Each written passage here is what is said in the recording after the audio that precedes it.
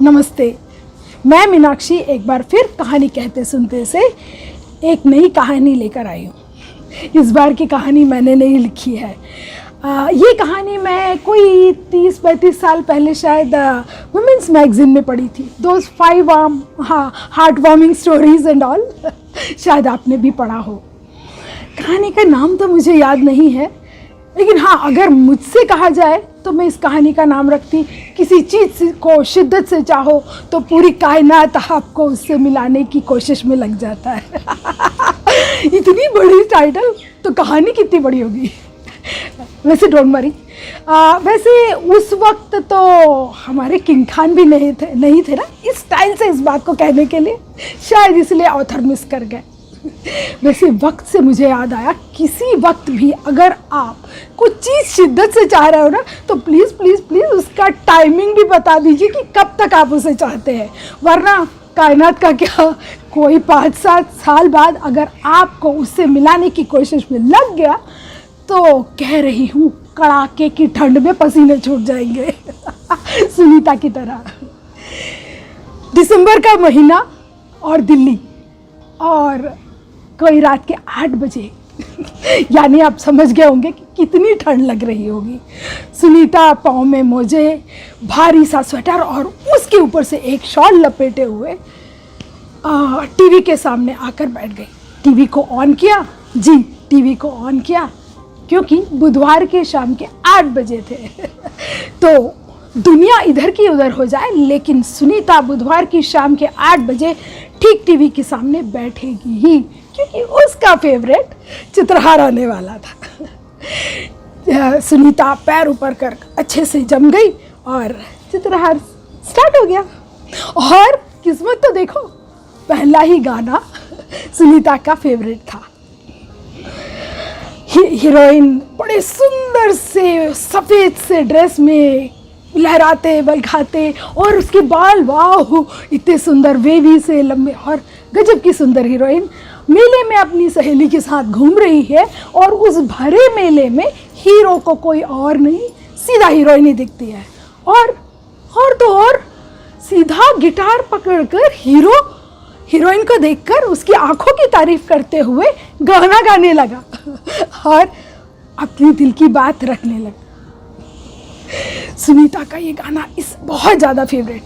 कुछ साल पहले, यानी शादी के पहले जब वो कॉलेज में थी, तब वो अपने फ्रेंड्स के साथ ये पिक्चर देखी थी और अक्सर कहती, यार मुझे कोई ऐसे मेरे लिए कोई गाना गाए, ऐसे कोई प्रपोज करे तो मज़ा आ जाए।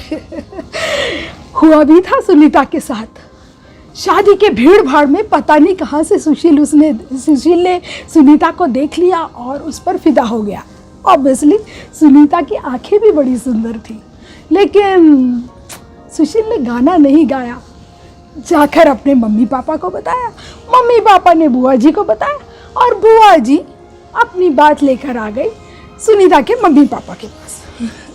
और उसकी शिकायत आज तक सुनीता को ही, सुशील तुम मेरे से नहीं कह सकते थे ये बात, अपने मम्मी पापा से कह दी।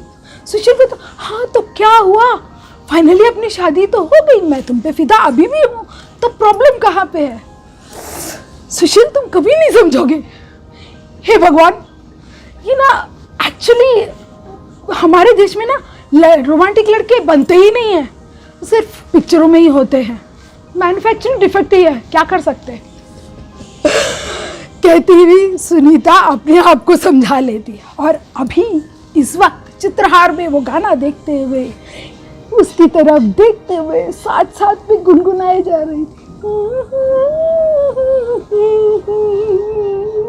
और फिर अचानक पता नहीं क्या सूझा, ऊपर भगवान एक ही चीज़ तो मांगा था और आपने वो भी नहीं दिया। कमान यार, ऐसी कौन सी चीज़ें मांग ली थी मैंने। और गाना ख़त्म हुआ। यहाँ सुनीता की शिकायत भी हो गई भगवान से, और उधर दरवाजे की घंटी बजी।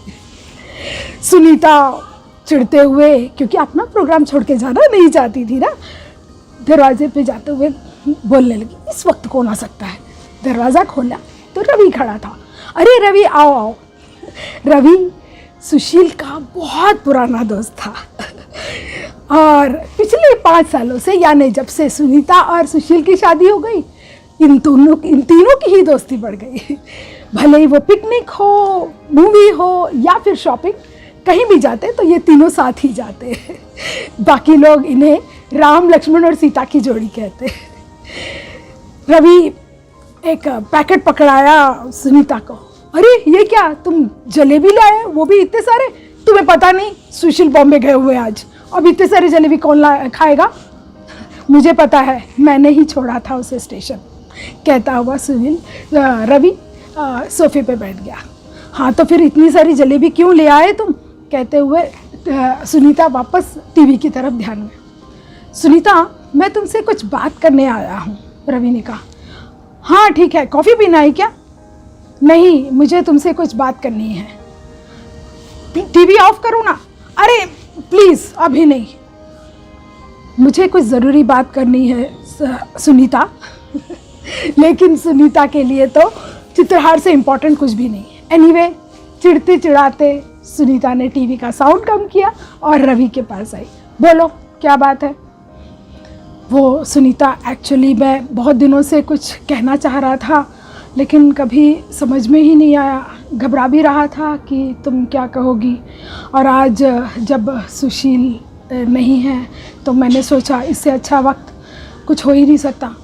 लेकिन सुनीता प्लीज़ तुम मुझे प्रॉमिस करो कि तुम बुरा नहीं मानोगी। अगर तुम्हें बुरा भी लगता है तो तुम मुझसे नाराज़ नहीं होगी, हमारी दोस्ती ऐसे ही चलती रहेगी। लेकिन प्लीज़ प्लीज़ मेरा एक रिक्वेस्ट है, मेरी बात तो सुन लो। सुनीता को समझ में नहीं आ रहा था कि रवि क्या कह रहा है। वो अंदर ही अंदर घबरा गई, ये रवि को क्या हो गया अचानक। कहते उसने क्या किया, जल्दी से जलेबी का पैकेट उठा लिया और सीधा बोली कि रवि मैं ऐसा करती हूँ, जलेबी प्लेट में डाल के लाती हूँ, कहती हुई किचन में चली गई। फिर मन ही मन में बात करने लगी, ये क्या हो गया रवि को, मैं इसे इतना अच्छा समझती थी, आज ये क्या कह रहा है, कैसी बातें कह रहा है। हे भगवान, ये बोलने क्या वाला है। हे भगवान, मैंने तुमसे शिकायत की, इसका मतलब थोड़ी है कि तुम इस वक्त, मैं ये सब कैसे हैंडल करूँगी। कहती हुई सुनीता कैंची उठाई और समोसे का पैकेट, जलेबी का पैकेट खोला और प्लेट में डाला। घबराई हुई सुनीता को समझ में ही नहीं आ रहा था कि क्या होने वाला है। फिर पता नहीं क्या सूझा, वो कैंची ली और अपने स्वेटर के जेब में वो कैंची रख लिया और फिर वापस कस के शॉल ओढ़ लिया एंड प्लेट जलेबी का लेकर वो हॉल की तरफ बढ़ गई। सेंटर टेबल पर प्लेट रखकर कहा, रवि ले लो। हाँ तो सुनीता, मैं कह रहा था। सुनीता ने शॉल को कस के ओढ़ा और जेब में रखी कैंची को एकदम कस के पकड़ लिया। हाँ, क्या कह रहे थे रवि? सुनीता, ऐसा है कि तुम तो जानती हो मेरी बहन की शादी हो गई है तो मेरे सारे रिस्पॉन्सिबिलिटीज़ भी ख़त्म हो गए हैं और वो पिछले महीने तो मेरा प्रमोशन भी हो गया था, सैलरी भी बढ़ गई है। मेरा मतलब अब मैं फाइनेंशियली स्ट्रॉन्ग भी हो गया हूँ और कोई जिम्मेदारियाँ भी नहीं हैं। तो वो मैं सोच रहा था। सुनीता ने स्वेटर के अंदर रखी हुई कैंची को और कस के पकड़ लिया। वो एक्चुअल में मैं सुशील के सामने कभी भी ये बात कह नहीं पाता, लेकिन मैं कहना चाह रहा हूँ कि वो तुम्हारी बहन कविता है ना, मैं उसे बहुत पसंद करता हूँ और तुम सबकी मंजूरी हो तो। ये बात सुनकर सुनीता की हंसी छूट गई।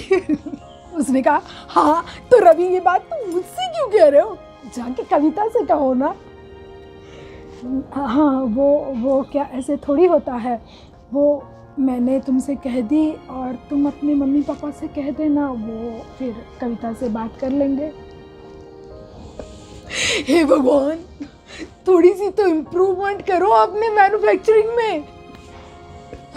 अरे भाई, बड़े दिनों बाद कहानी लेके आई हूँ तो लाइक तो बनता ही है ना, और कमेंट कर सकते हैं क्या अच्छा लगा और क्या नहीं लगा, और क्या शेयर कर सकते हैं, सब्सक्राइब कर सकते हैं।